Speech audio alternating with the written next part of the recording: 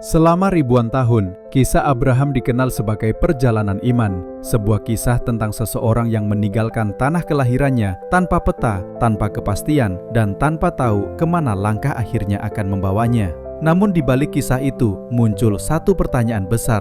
Apakah perjalanan Abraham hanya hidup dalam teks keagamaan atau justru meninggalkan jejak nyata yang masih bisa ditelusuri hingga hari ini?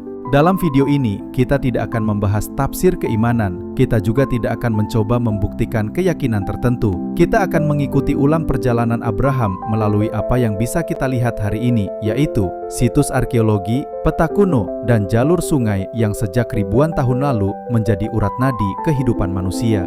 Sebuah perjalanan panjang lebih dari 1000 km yang dimulai dari satu kota kuno di Mesopotamia dan berakhir di sebuah kota tua di tanah Kanaan.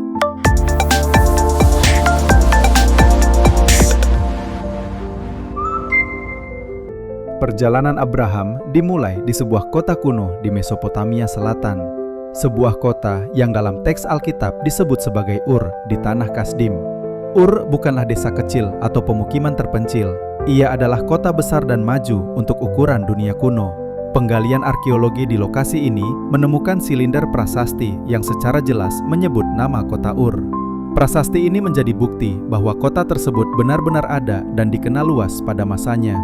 Di masa Abraham, Ur memiliki sistem kanal air, pelabuhan sungai, dan zigurat besar yang mendominasi lanskap kota. Kota ini terhubung langsung dengan sungai Efrat yang menjadi jalur utama perdagangan dan transportasi. Artinya, Abraham tidak berasal dari kehidupan sederhana di pinggiran. Ia hidup di tengah peradaban mapan dengan struktur sosial, ekonomi, dan kepercayaan yang kuat. Dan justru dari kota inilah Abraham memulai perjalanan yang akan mengubah seluruh hidupnya. Kitab Kisah Para Rasul mencatat bahwa Tuhan menampakkan diri kepada Abraham saat ia masih tinggal di Mesopotamia. Artinya, panggilan itu datang sebelum perjalanan panjang ini benar-benar dimulai. Perintah yang diterima Abraham terdengar singkat, namun dampaknya sangat besar. Ia diminta untuk meninggalkan negerinya, meninggalkan kaumnya, dan meninggalkan rumah keluarganya. Peta kota Ur menunjukkan adanya satu jalur keluar utama yang mengarah langsung ke sungai Efrat. Gerbang ini bukan hanya pintu kota, ia adalah batas antara kehidupan lama dan perjalanan yang belum pernah dijalani. Kemungkinan besar, inilah gerbang yang dilewati Abraham bersama keluarganya. Saat melangkah keluar dari kota ini, Abraham tidak membawa peta perjalanan. Ia juga tidak tahu di mana akhirnya akan berhenti. Yang ia lakukan hanyalah berjalan menjauh dari Ur, mengikuti jalur sungai, dan tidak pernah menoleh kembali. Kitab Kejadian tidak menjelaskan rute perjalanan Abraham secara rinci. Namun, dalam dunia kuno, setiap perjalanan selalu ditentukan oleh satu hal utama, yaitu air. Wilayah antara Mesopotamia dan Kanaan dipenuhi oleh gurun luas dan wilayah kering. Bagi rombongan besar dengan ternak, melintasi wilayah ini tanpa sumber air hampir mustahil dilakukan. Karena itu, perjalanan harus mengikuti sungai, dan sungai Efrat menjadi jalur paling logis.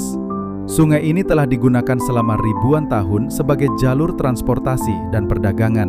Mengikuti Efrat berarti mengikuti kehidupan, mengikuti pemukiman, dan mengikuti jalur yang telah dikenal oleh banyak generasi sebelumnya. Perjalanan Abraham bukanlah perjalanan simbolis, ia adalah perjalanan yang mengikuti logika alam dan kebutuhan dasar manusia. Perjalanan membawa Abraham ke sebuah kota bernama Haran, sebuah kota kuno yang kini berada di wilayah Turki modern.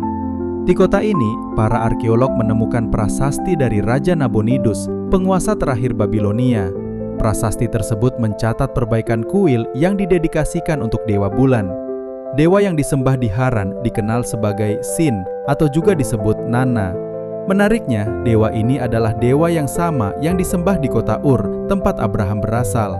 Hal ini menunjukkan bahwa Haran memiliki kesinambungan budaya dan kepercayaan dengan kota asal Abraham. Kitab Kejadian mencatat bahwa ayah Abraham, Terah, mengakhiri hidupnya di kota ini. Dan setelah peristiwa inilah, Abraham kembali melanjutkan perjalanannya. Saat itu, usianya telah mencapai 75 tahun. Ia belum memiliki keturunan. Namun justru dari titik inilah perjalanan menuju Kanaan benar-benar dimulai.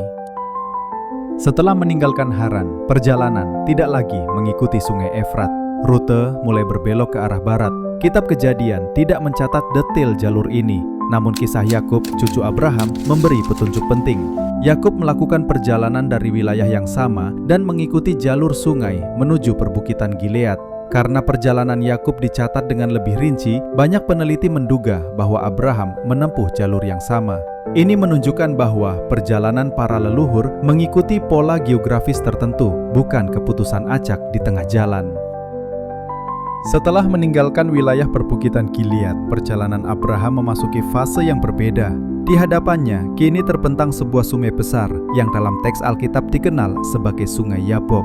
Sungai ini bukan sungai kecil, ia mengalir dari perbukitan di timur dan akhirnya bermuara ke Sungai Yordan. Dalam kisah Yakub, sungai ini menjadi tempat penyeberangan penting sebelum memasuki tanah Kanaan. Karena rute Yakub dicatat lebih rinci, para peneliti menggunakan kisah ini sebagai petunjuk untuk memahami perjalanan Abraham.